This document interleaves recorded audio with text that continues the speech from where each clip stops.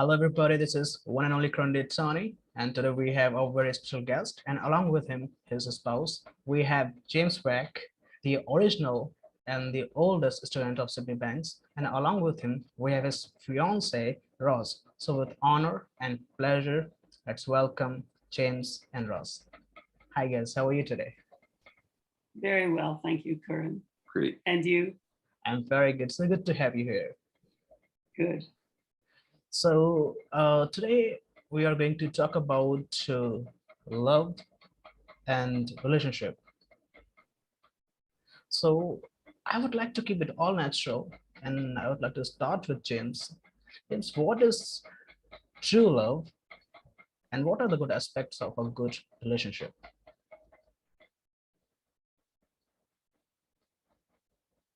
Well, what is true love? And all love is true love.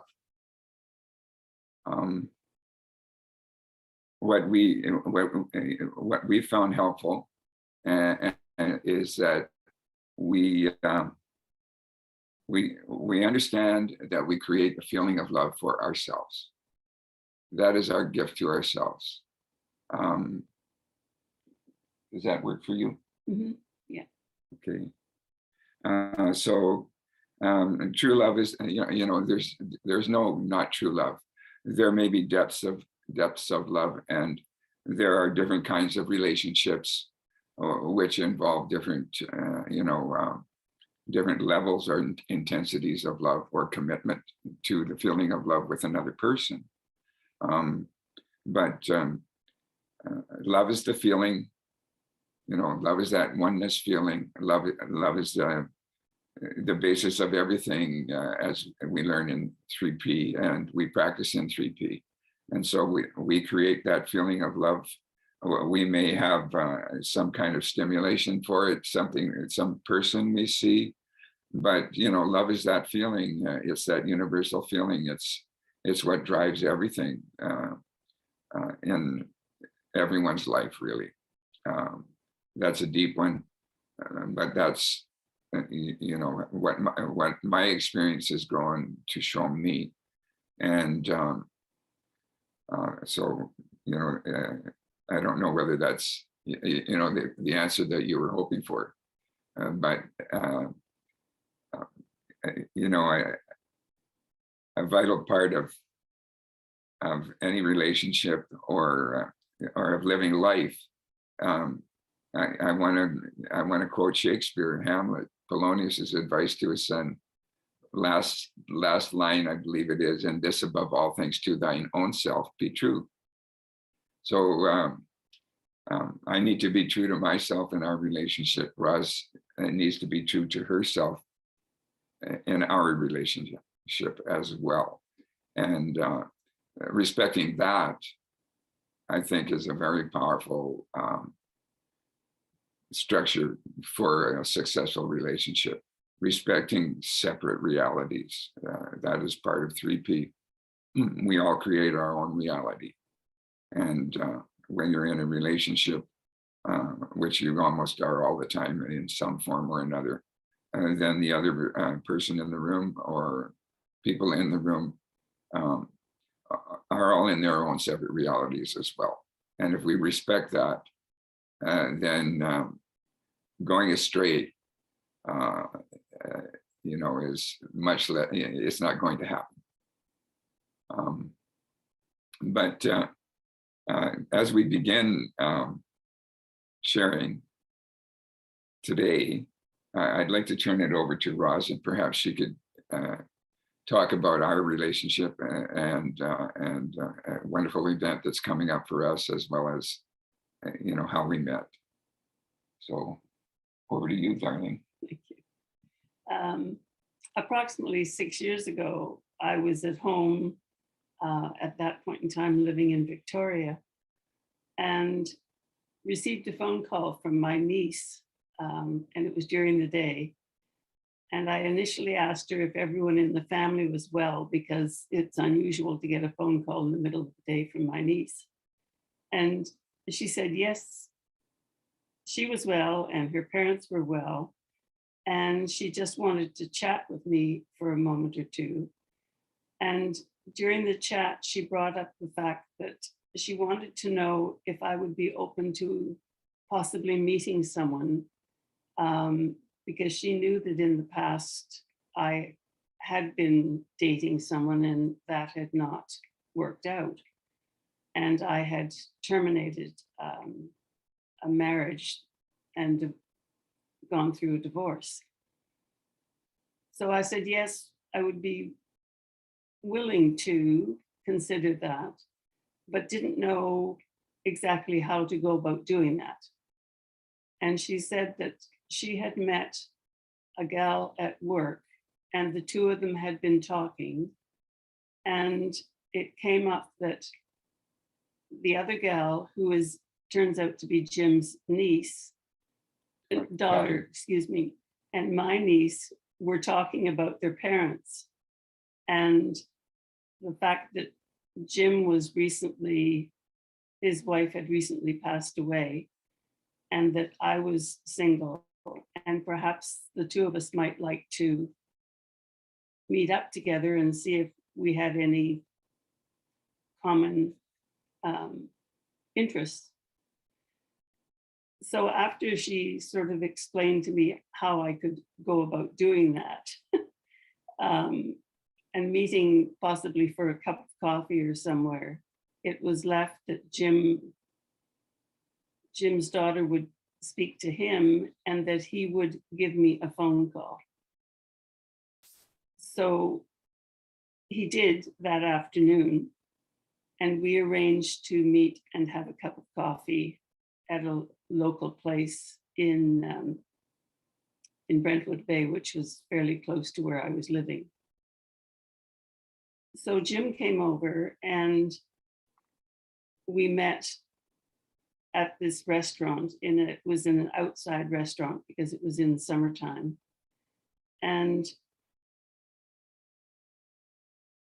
I was quite taken by the man that I met. He was sitting down, but before I let you know this, I had gone online to see what he looked like, to see if he might be someone that I could possibly relate to or have an interest in. And I decided that he was. So that gave me encouragement that I should go ahead with this. So I parked the car and walked up to him, and we met and sat down to have an iced tea.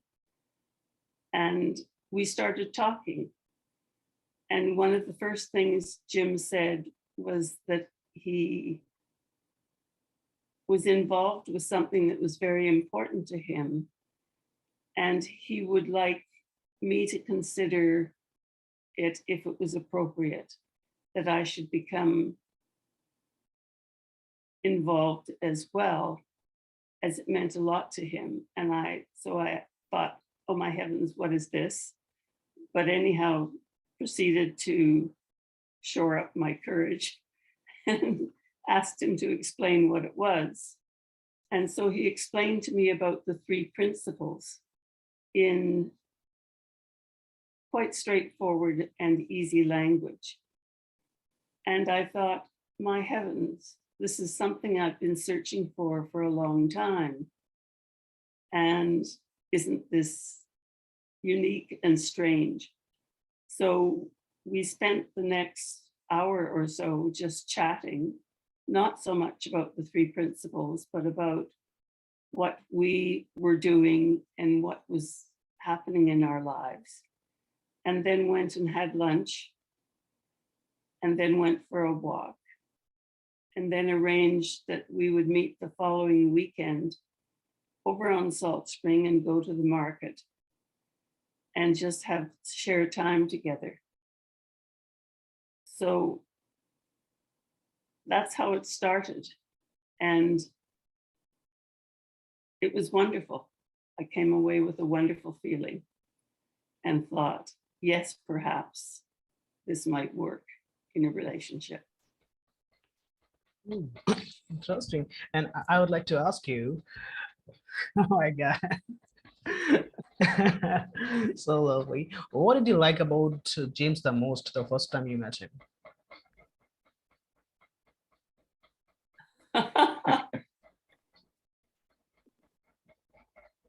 I liked his ease of talking and ability to share what he was feeling. And it didn't seem that he was putting on any pretenses and trying to sell me a story. He was very natural, Well, and he put me at ease. And he was willing to try things, to look at what we could do as a couple and how we could share together. And that was important to me. And he was not in a great hurry to rush and force me into anything. I could come along and enjoy the ride. So, beautiful, Nice. thank you.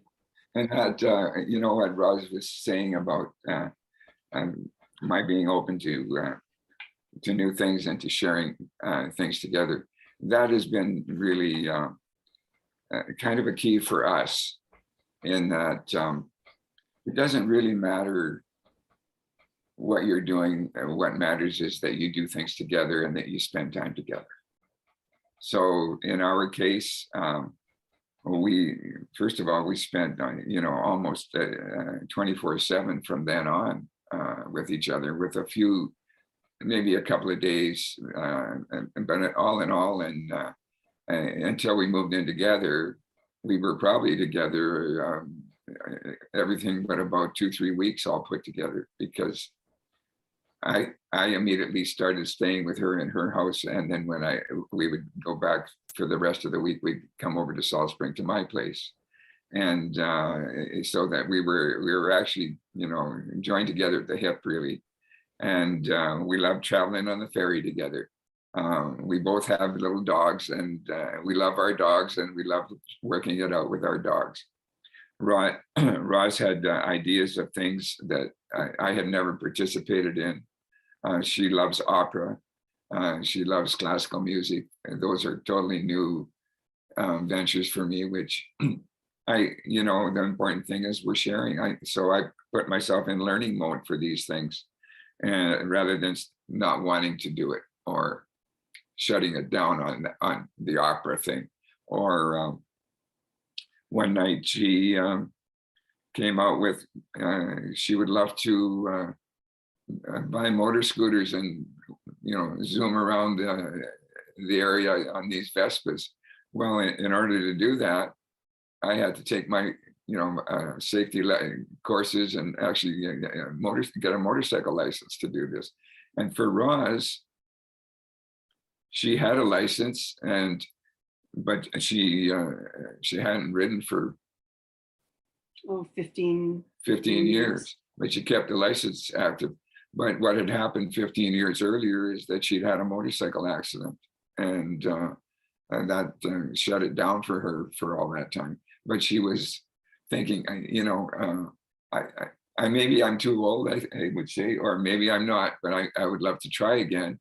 And I would like, it would be a lot easier, you know, if I had a partner to do that with. So I stepped up on that.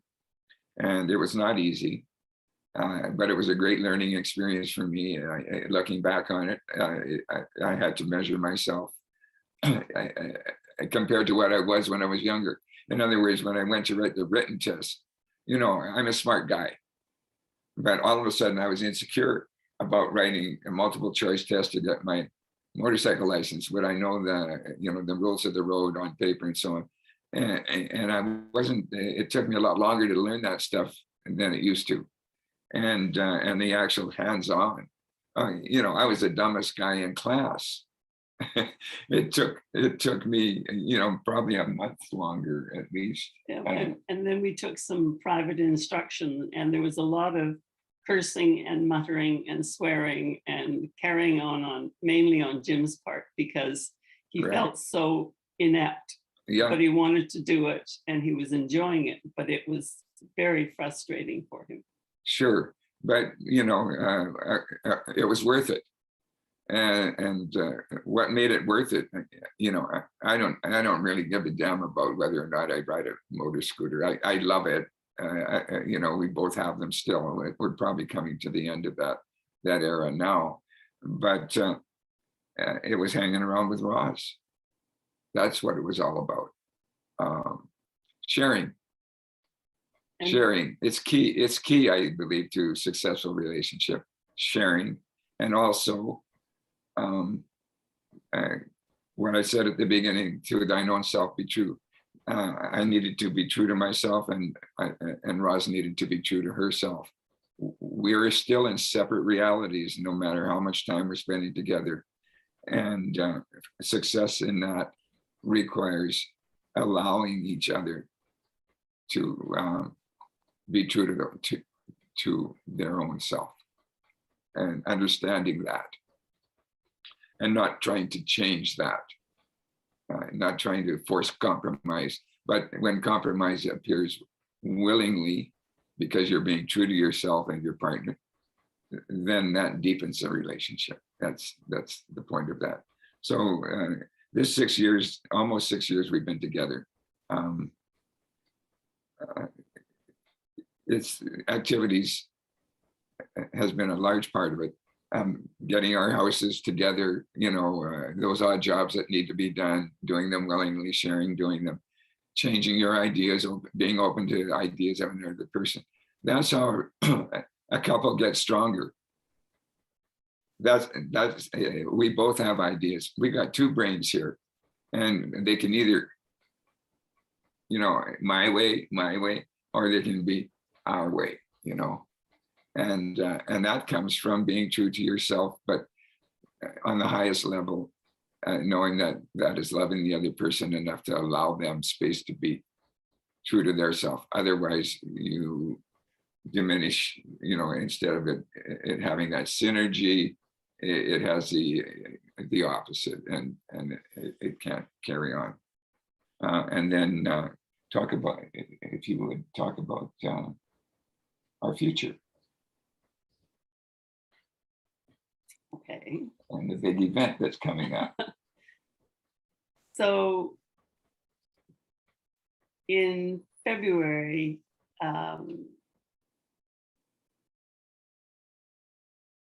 we were a good 5.5 years of sharing together and living together for almost 3 years. And Jim rolled over in bed one night and said, "I've been thinking." And I said, "Okay, what have you been thinking?" And he said, "I've been thinking that we should get married." And I said, I thought about that for a moment and said, "I think that would be a lovely idea." So that was the beginning of a new chapter in our lives, and a deepening understanding and love for each other. And it's coming up in June. And there's been a lot of sharing and not ups and downs, but discussion about how we're going to do it.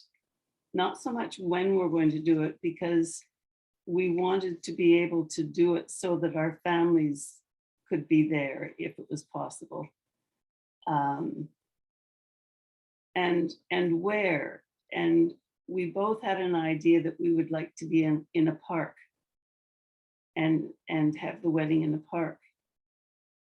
But the logistics of the whole thing didn't work out. How would we arrange for seating? How would we arrange for all the ins and outs? And then we wanted to have a light lunch with it.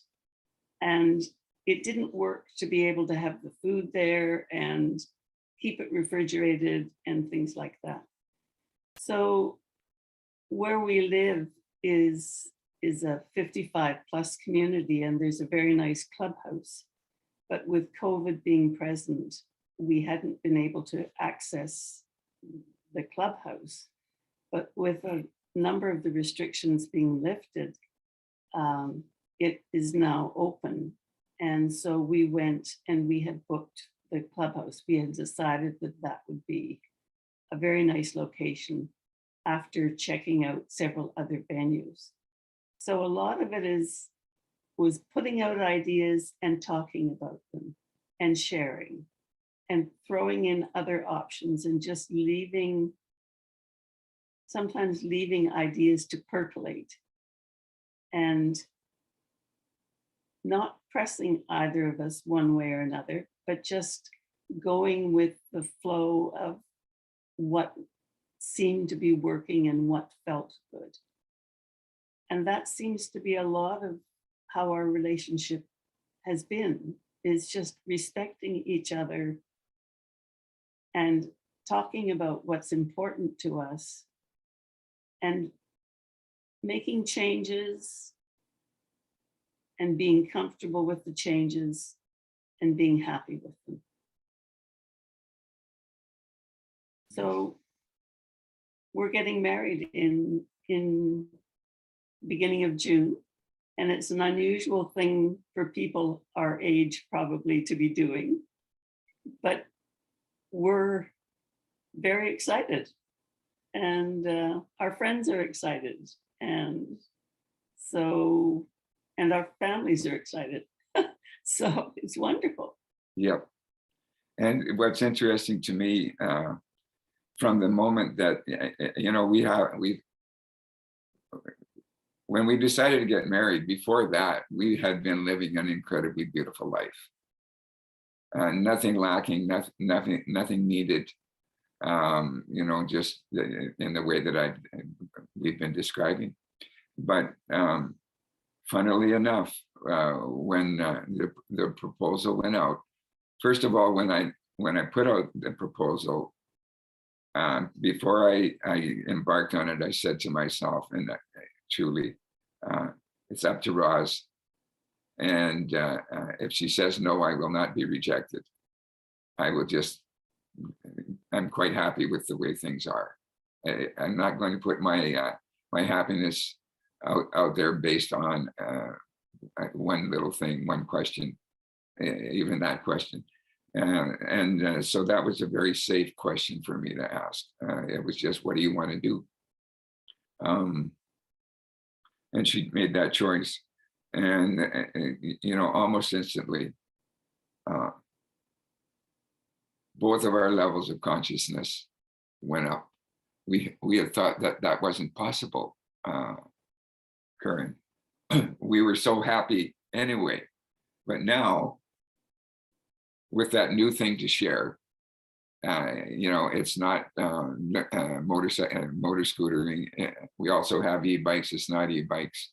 We've traveled together. It's not that next trip. Gardening, making our home more beautiful. All wonderful things that make you feel good, as according to your choices. But basically, the choice to be happy and sharing. But all of a sudden, we took off into the clouds, and we've been walking on, you say walking on air, walking on clouds, feeling that beautiful love that's deepening, giddy almost, and I just love that feeling, and having it happen out of sharing, getting married, sharing something that is. It's just a ceremony, you know what I mean? But yet, it's that there's an energy around it, and we're sampling it, and we it's just giving us a wonderful life. And now, what happens after June 8th when we get married? I can only see it getting better and better. It's not going to be, oh, that's that. Now we crash. Okay, now we're, it's all sealed. You can't leave me, you know, or something like that. And there's not going to be any of that. That's just an outrageous thought. We look forward to whatever else. We've got a honeymoon coming up in September. We're going to Maui, and it's all arranged. My daughter lives on Maui, and I lived on Maui for 22 years in an earlier life. So it's the natural place. And I can't wait for that honeymoon. Mhm. Yeah. It'll be lovely. And then after that, there'll be something else, because it's just a way of, you know, of sharing. And it isn't only on incredible occasions like that. It can be on, you know, during that 6 years, life's a contact sport. Roz was hospitalized for a week or so. Was that once or once? You know, you have all of the things that anybody would have in life that sometimes are considered frightening, or cause you to get upset, or, you know, yes, we may, you know, when she went into the hospital for a week, and I had to look after both her little dog and visit her every night, and that's, you know, that's not a time of joy. However, there was still that incredible love happening, that concern, the privilege of having somebody to love, the privilege of having somebody to care for. It's another, you know, it's just life in another form. And we grew closer, tighter through that experience. And I've had my own share of things, but we're incredibly lucky with our health, actually, so far in life. But I'm just saying, you know, it's the sharing, it's the caring, it's the loving. No, that I you know, and whatever level, that's true love. But I'm not saying that that's the only form of true love. And it's not just necessarily romantic love. It's the joy you feel within yourself for a situation, for another person, just for living. We don't have to depend on an outside somebody or something happening. You feel, you have a wonderful feeling within you because it comes from within. Thanks.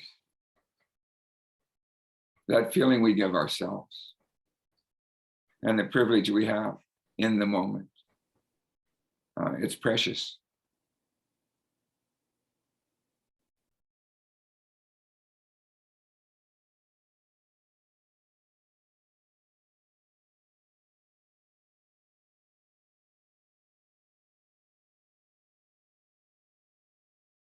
So both of us, I think, at some point in time before we met, had what I'm saying, put it out there, had said, it would be so nice to meet someone that we can relate to, that we could share with, that we could love.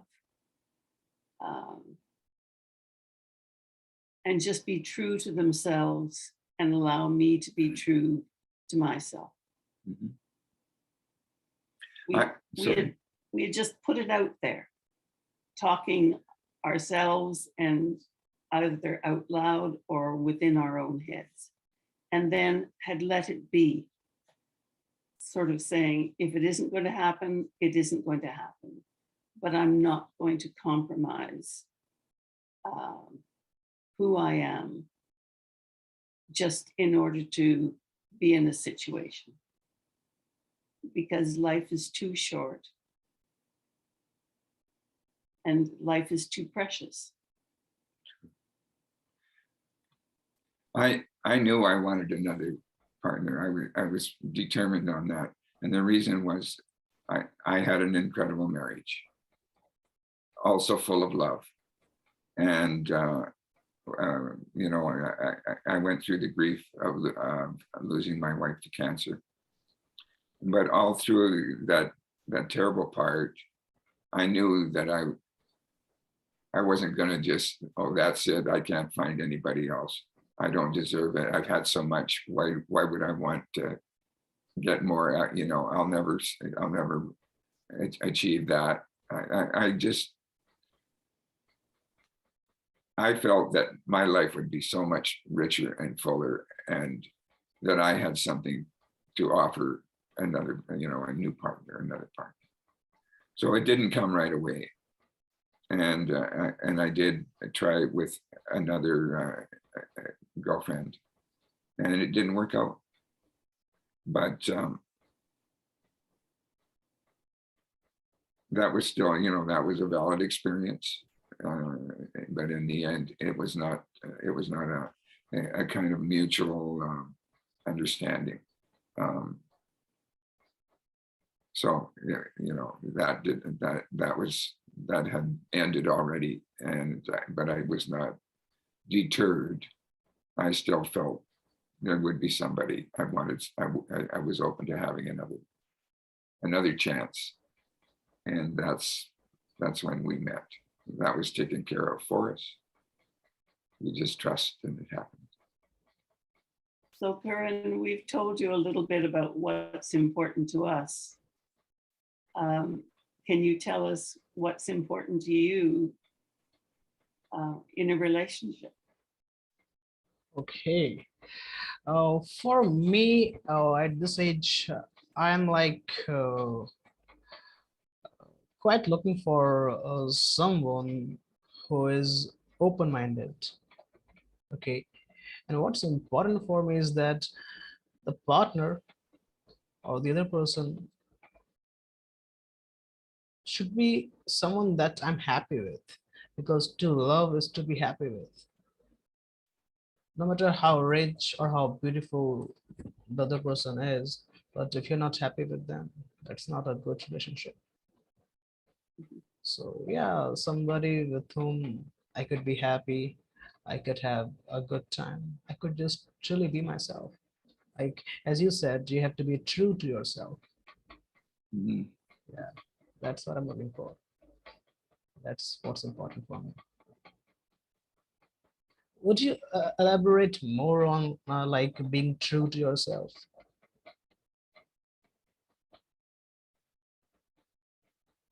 Go ahead and start.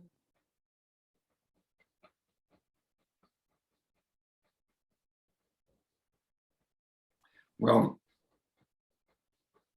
the way I see it right now, at this point in my life, being true to myself is to live as a kind person, to live as an understanding person, to live as a loving person.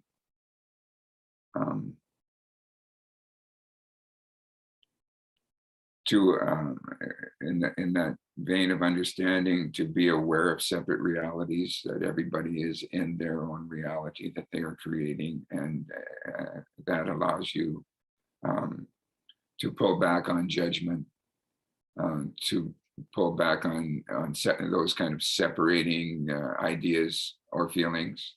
That doesn't mean if you find you try a relationship and you realize that you know you are allowing that your partner to be themselves, but your partner doesn't catch on, and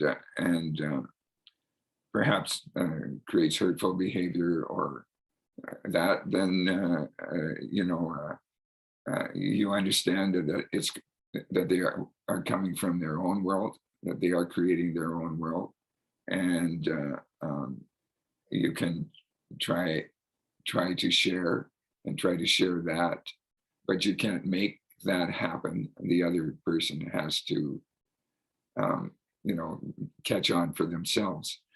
You can, so that allows you to be understanding and non-judgmental, and it also frees you to change things for yourself, so that you may still you know, care about that person, but you realize that they have their choices to make, and if they don't reciprocate, in kind, then it's time to move on. So, that is living and being true to yourself.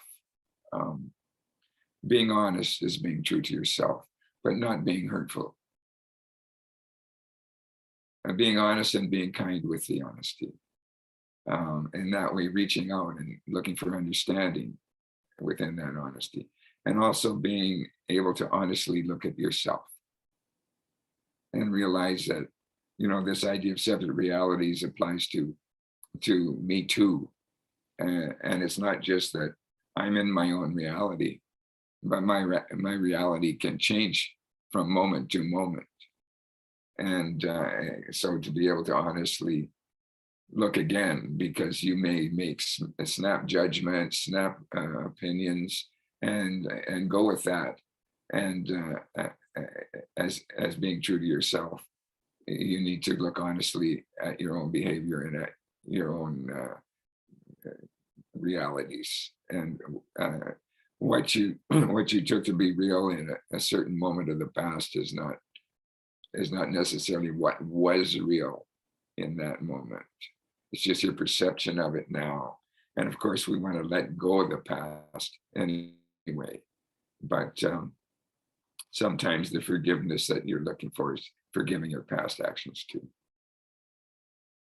And that's being true to yourself. I need to be the best person I can be. And now I realize that I made a mistake. And so in being the best person I can be, I forgive myself. And if there's other actions that I see I need to take those. And if I don't, if that wouldn't be wise, because it's now, not then do what I see, now. Grow from it, in other words. And we are all on a constant journey. And our role in that journey is to grow and change. So be aware of that. Allow yourself that. That's being true to yourself.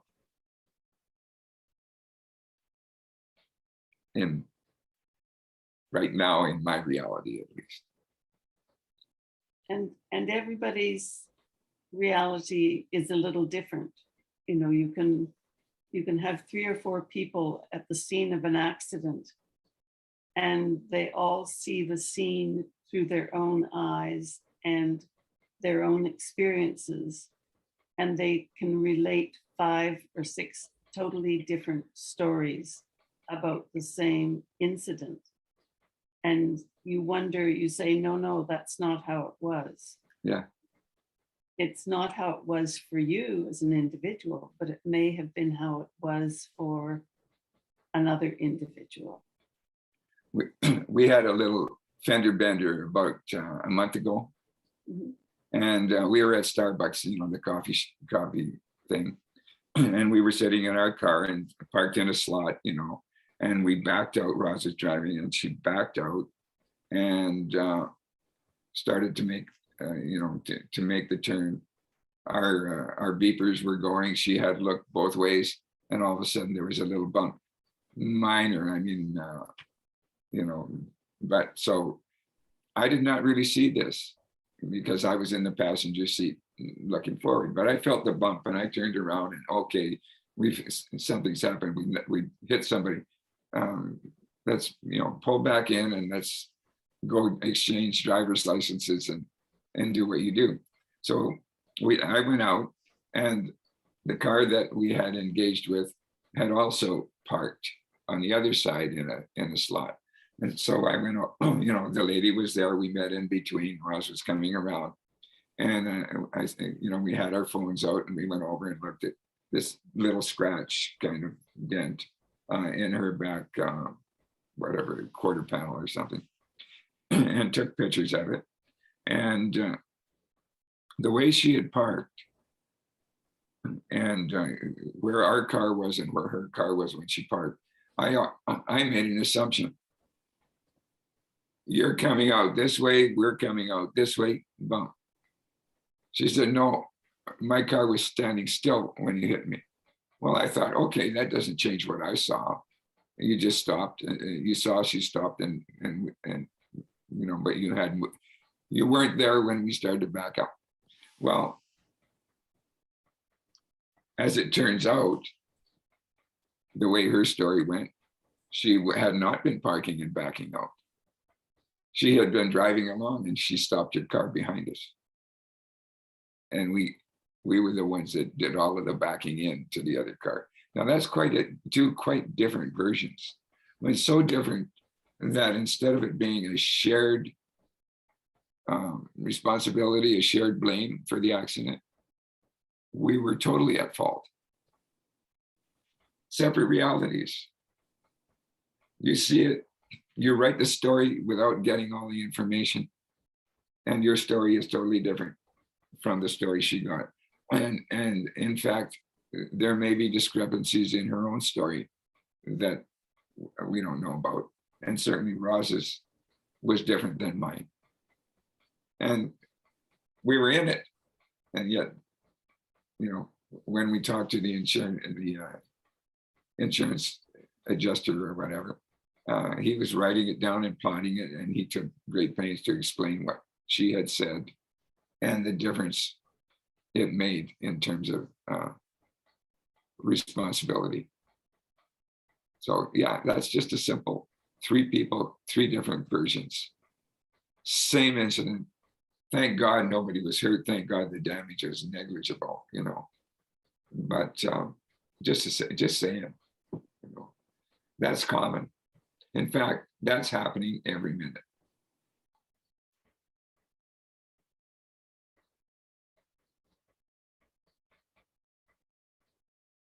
But we're getting a little bit off couples when we take it to that place. But it's not necessarily a question of laying blame and saying you did this, you didn't do that, I did this. It's just a matter of this happened. How can we learn from it? Yeah. Life carries on. No one was hurt, fortunately, and it wasn't anything that was major. No. And so we carry on, hopefully having learned.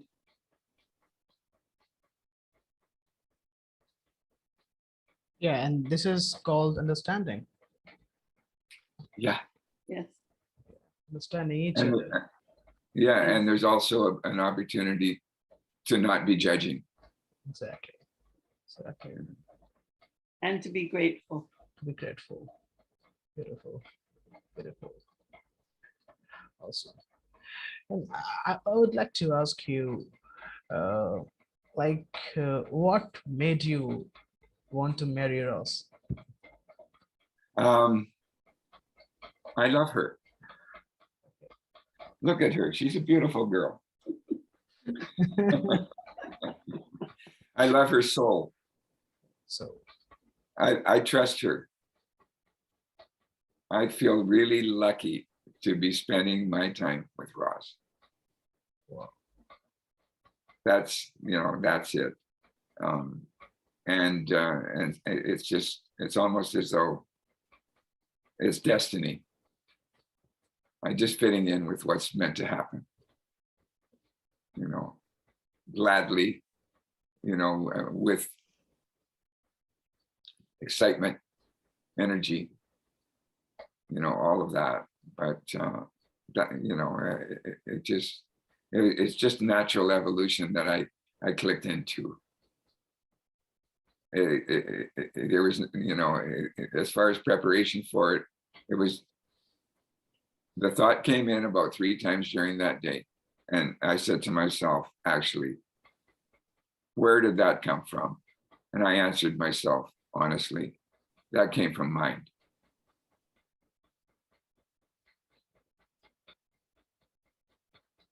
That was from the greater. That wasn't from my little mind. It was not something I wanted to possess. It was simple. This thought came out of nowhere. I just saw it, did nothing with it. It came back a couple hours later, maybe 4 times, 5 times during the day. So when I shared it with Roz, that's what I said. This thought has been coming into my mind today. What do you think about getting married? That was it. Beautiful. And she recognized it as being right.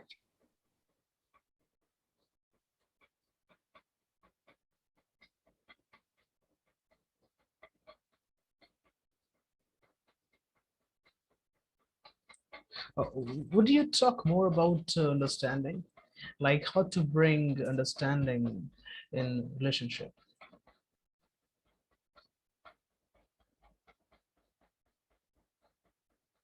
Thinking, I'll let you start.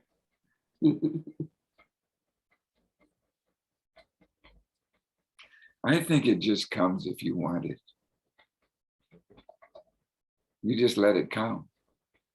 Understanding, you know, it's like, well,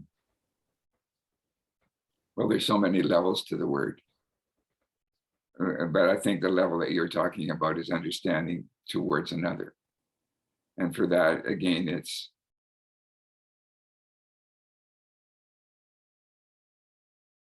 putting yourself in their place.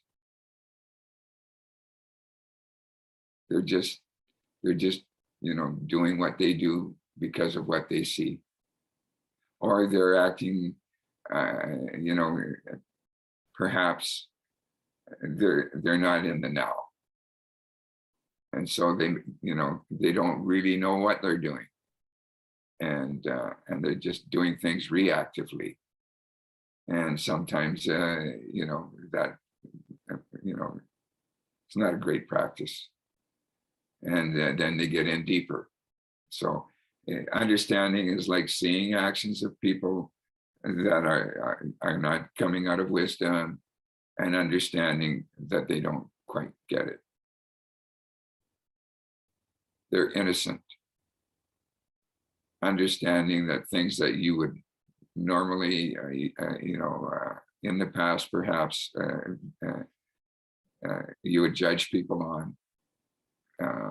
You know, a great one is COVID right now. I mean, whatever side you are on the masking, vaccination, restriction or no restriction issues that are there, rather than getting upset or angry or frightened about the other side, give them understanding. Realize they're innocent. They're not out to get me. They're not out to get, you know, you. I'm not out to get them. But you get caught up in the fear or the frustration. You don't want to be restricted.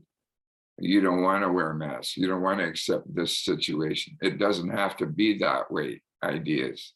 And the other side saying, come on, we're talking about humanity here and society, and people are dying as a result of this and this, you know, so you have to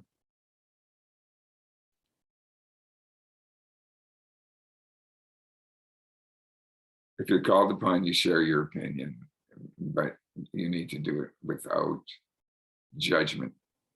You need to do it with understanding that people are in another reality. And it's not the one you're in. You're in your own reality. I'm in my own reality. Let's say we are all in our own realities. And that separate realities issue means that we're separating rather than being together.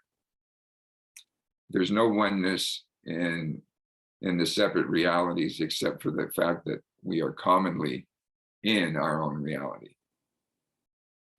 And that's unifying. That's the oneness. And sometimes you just have to agree to disagree. And there's no point in trying to win a battle or win a discussion or be in charge, be the final say in anything. You can very easily just agree to disagree, that you don't agree on that in that situation. And by doing that, it takes away the pressure that you feel you need to be correct or right, because the situation can change the next time you talk about it because the scenario is different. Families separate over it.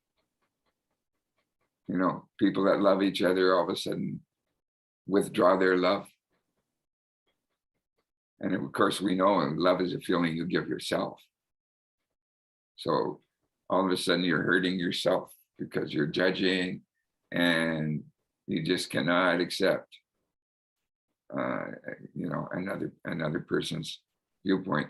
You do not have to accept it, but what you need to do is understand they're in their own reality, and that's what they're believing right now.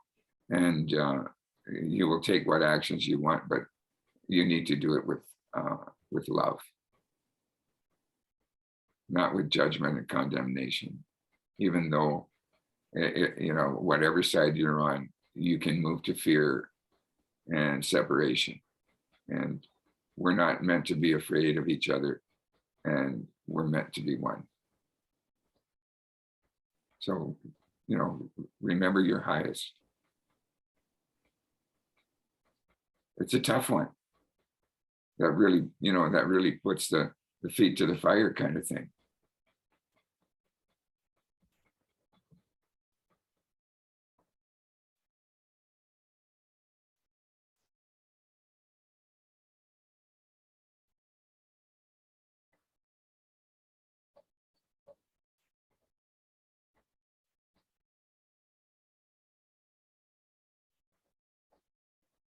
It's all about love, Curran. It's all about love. And if you apply that measure, then you'll be all right. And it's also about being in the now. You know, what happened 10 years ago, what happened yesterday is not the present situation. Certainly it can influence the present situation. But just because something happened years ago that someone doesn't remember, and you are holding a grudge against them for something that they said or did, doesn't help you as an individual in your growth. And that person may not even know what they did.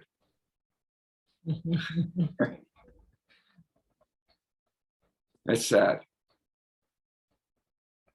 But we still can be happy. But, you know, and that's a judgment on it. But yes. I remember when I was teaching and I had two girls and they were cousins. And one of them came to me at one point and said, well, that's my cousin. I didn't even know they were related. They were in my class. And they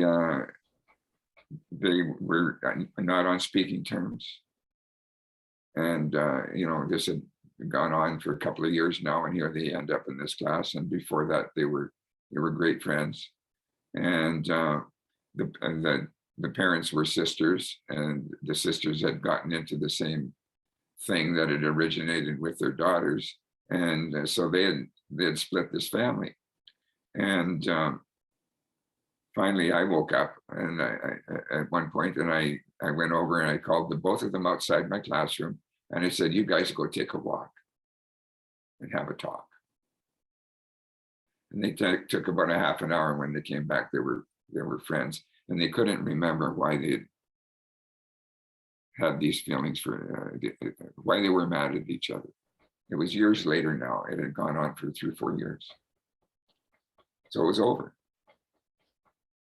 But what a waste. So what was that that changed then? Like earlier, they were mad at each other. What changed? From being mad to not, they took a walk. So what was in the walk?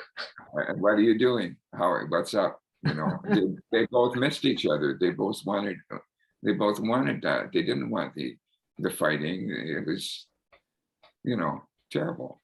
They were sharing. They started to share. Sharing. Okay. And as soon as they did, they started to reconnect and rebond. And, you know, I'm not sure what happened at home. I think they went home. I think they fixed it all. All it took was to get out of class together.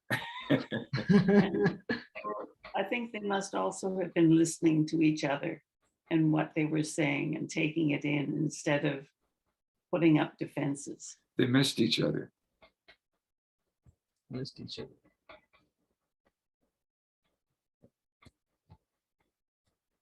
Yes.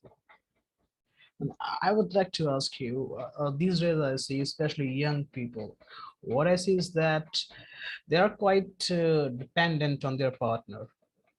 And the way I see it, it's more of an addiction than love. And when they lose the partner, they start committing suicide, hurting themselves, or drinking alcohol. So what advice would you like to give for those people?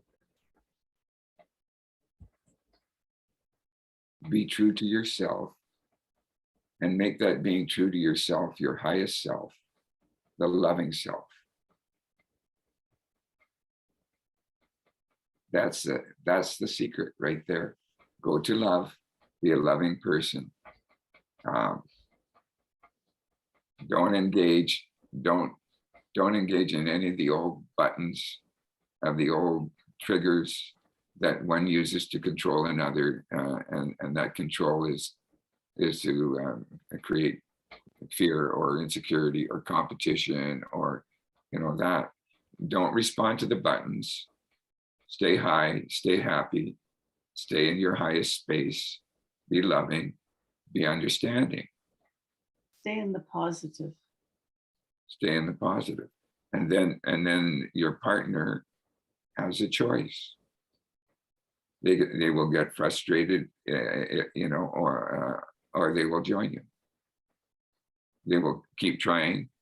They will keep, you know, doing things that they knowingly, you know, used to upset you, and you have your triggers to respond and upset them. Hold your fire. Don't play. Love them. Understand them. Change. And they'll say, what are you doing? I've changed. I'm not doing that anymore. I've changed now. You can change too. Some won't change, and that'll be that. And it's a relief to both of them. But many will change because they want to be happier too. And it can go back and forth in a relationship like that. One is growing in consciousness. The other one is still stuck. Zap, zap, zap, you know. Oh, what did you do that for? You're always doing this, whatever the buttons are. And the one that's changed, truly changed. Just be quiet, leave the room, read a book, do what you like. And when challenged, say, I'm not playing that game anymore. I've changed. I want to be happy. It's really great being happy. You should try it. Let's do something different. Let's do something like, you know, that we know we both like. And then as we go up and down, the one that changed may regress, or the one that hasn't changed changes, and all of a sudden it's, you know, a competition. Well, now you're happier than I was. What's going on? Psst, psst, psst. Pop the balloons if you can, and hopefully that will all stop. That's what happens as you grow. You know, you change, and you don't want to engage in destructive behaviors. That's what we want. That's being true to yourself and being loving and understanding. Understand the place that the guy is or the girl is that is frightened, and that they're acting out of fear. And I think it's important to have hope. I agree. You can see the light at the end of the tunnel. You can see it. There may be a struggle, but you can see that there is something potential. It gives you hope that you can carry on, and realistic hope. Not that you will stop. I can live in this situation and still continue to be beaten up. That's not a healthy situation. Being true to yourself and having hope.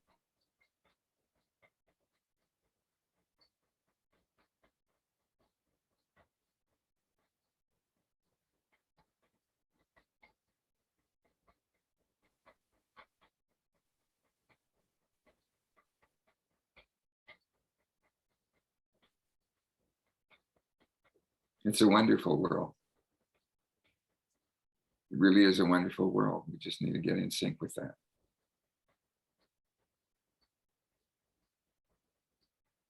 Our default is a wonderful world. Our figurings out and our manipulations and that's avoiding our default. That's creating negativity. Forget about creating negativity. Don't do it.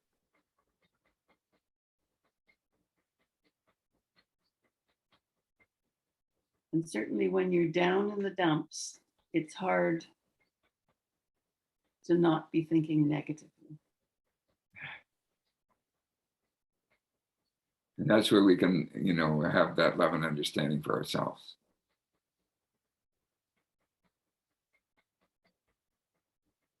I've done it again. Here I am waking up and I'm grouchy, I'll never get it. Of course you will. You have it already. But we also have an ego. But the higher you go in consciousness, the less and less the ego is there. So you focus on the positive and you focus on being in the now. And that's the change. Once you've changed, the now is the new you. And it's got to continue to be that way.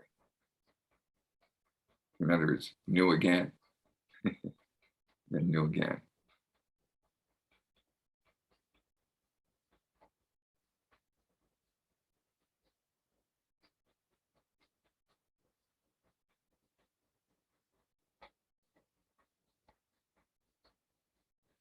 Also, I would like to ask you, I see that people after breakup, they feel so down that they start hating themselves. They even think about committing suicide.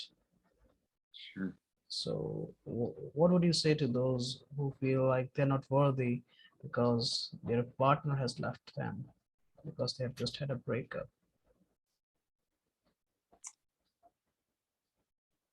Well, I would say for the first thing, they're, instead of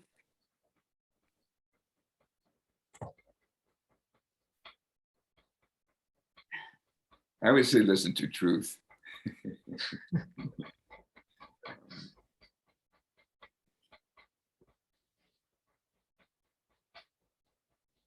This is a story I heard this year. I've been using it so often. I should give this person a cut or something. I heard it from Linda Pransky. I don't know whether you know of Linda, but they came to the island. They were some of the first psychologists that arrived on the island, and they were touched by Sid, and they saw something happening. They were just in their beginning stages, and they'd been a few times, for the weekend or to hear talks and to talk with Sid, and then they came for the summer and brought their kids, and on their way down, they drove up to Salt Spring, and she filed away a couple of questions she wanted to ask Sid. And the first one went like this: Sid, they were out for a coffee. I think there was other people there even. our business is just not going the way we want. It just seems like people aren't getting it. We're depressed ourselves. We can't seem to get out of it. We can't seem to get happy. You know, is there, what can we do? Have you got some advice? And Sid looked at her and he said, do you know how to be happy? Yeah, I know how to be happy. Try that.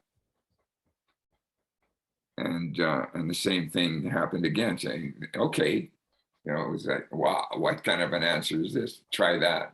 It's that easy. And so she had her second question later. You know, Sid, I got another question. Okay, shoot. Well, our relationship is not going that great. Things are not what they used to be. It seems like we're growing farther and farther apart instead of coming together, as it seems like to me that's what we should be. I think we're lacking something, and I'm just wondering what you might, you know, is there anything you can tell us to, it's a similar question to what you just asked, you know, only it's farther down the line. And he looked back over to her and he said, do you know how to be happy? Yeah, I know how to be happy. Try that. So anybody that's in that, this, you know, it seems heartless, does it? You can tell them with love. Try being happy. You can be happy. You know how to feel happy. Feel happy. You don't need something on the outside to help you be happy. It's just like the feeling of love. You do not need an object to be happy. You can be happy from looking at something. That happiness is coming from inside it. You know, you may be confused. You may think it's because that beautiful girl will go out with you. It's your feeling. It may be because that sunset is incredible. It's the feeling of love comes into me. It's not the sunset. It's the love. You create the love. You create the happiness. You let go of everything else and you're left with it. Pure love, pure joy, pure happiness. It's all sitting there waiting. You have it. We all have it. I shouldn't even be saying you and you know, it's the same for everyone. We all have it. With our thinking, we distract ourselves and convince ourselves somehow that we don't. Because we're caught up in the idea of the outside in. So you've been, you know, your spouse has left you. That's the outside. It's all a matter of how you look at it. You could say, thank God he's gone. Now, where am I? I'm happy. What is my problem? Thank God she's gone, you know, or maybe not like that, but I'm sorry he's gone, and I'm sorry that he has not seen anything. And I suspect he's unhappy too, even if he ran off with somebody else. Ultimately, deep down, he's, you know, he's got to find happiness from inside, or it'll be a repeat. And if he finds it from the inside, then that's beautiful for him or her. And you finding your own happiness from inside, that's beautiful for you. And it doesn't belong to somebody else. And when you go into that happy place, you will attract the partner that is suitable for you. That's the secret. Yeah. Yeah. It's that easy. The situation surrounding it sounds so hard, but it's all just smoke and mirrors.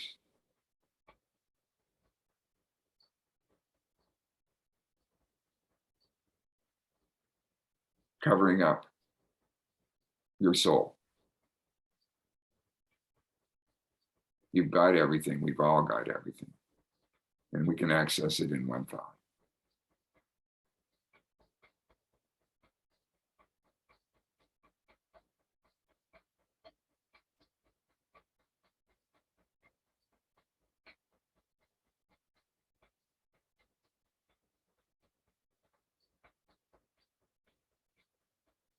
So it's so nice to have this time together, just to have a laugh and sing a song.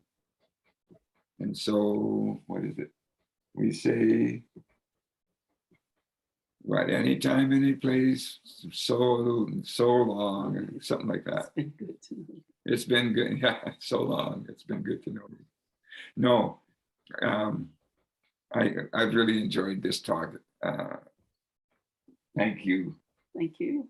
Thank you, Curran. and thank you, Thank you Karen. very much. It seems like we've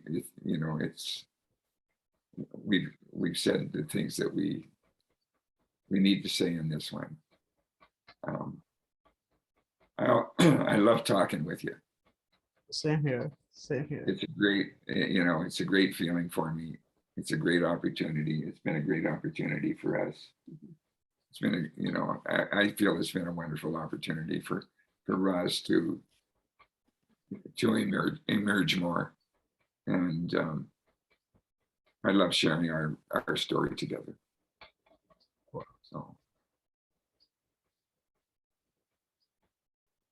So thanks. Thank you very much, James and Ross. It was a pleasure talking with you, and I wish you both a very happy married life. Thanks so much. Thank you so much. Curran. And I wish you all the joy in your coming time. Thank you very much. I wish you the same. All right, any last words would you like to give to the audience?